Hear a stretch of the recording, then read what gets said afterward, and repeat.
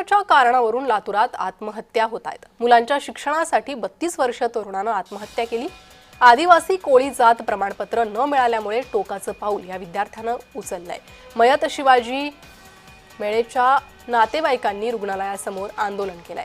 32 वर्षीय शिवाजी मेळे याचा महादेव कोळी जात प्रमाणपत्र मिळवण्यासाठी वर्षभरापासून अर्ज प्रलंबित होता।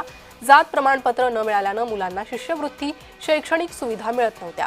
मानसिक तणावाखाली आलेल्या मेळगे याने टोकाचं पाऊल उचललं। मयत शिवाजी मेळे यांच्या कुटुंबियांशी बातचीत केली आहे। जय महाराष्ट्रचे प्रतिनिधी अजय घोडके यांनी।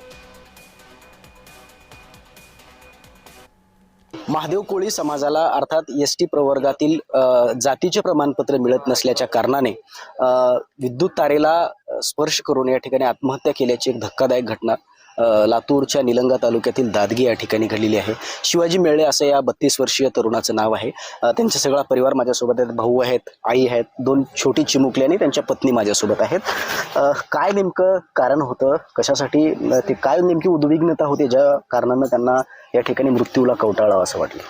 त्यांना एसटी कास्ट काढण्यासाठी 1 वर्ष झालं निलंगा तालुक्यामध्ये आपल्या तहसीलला येऊन सगळे कागदपत्र ते दिले। त्यांनी 1 वर्ष झालं त्यांनी वारंवार आपल्या मागे लागलेत, कास्ट काढून द्या, आपल्या लेकरासाठी शिक्षणासाठी कुठतर गावलो, आपल्या सवलती आहेत काय कावना गावलो कुठतर।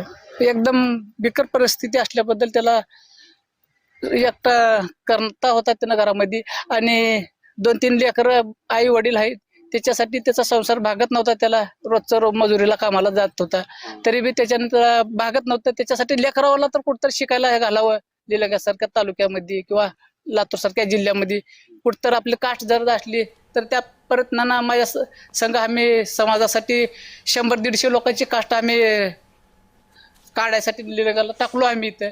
तरी बी ते 1 वर्ष झालं तरी बी आम्हाला मिळायला तयार नाहीत। मराठा आरक्षणाच्या नंतर ओबीसी आरक्षण आणि त्यानंतर आता या ठिकाणी आदिवासी कोळी समाजाला मिळणारे हे प्रमाणपत्र हा विषय आता येणाऱ्या काळात पेटण्याची शक्यता या ठिकाणी निर्माण झालेली आहे। त्यामुळे शासन नेमकी कोणती भूमिका घेतं हे सुद्धा पाहणं तेवढंच महत्त्वाचं होणार आहे। अजय घोडके, जय महाराष्ट्र न्यूज, निलंगा,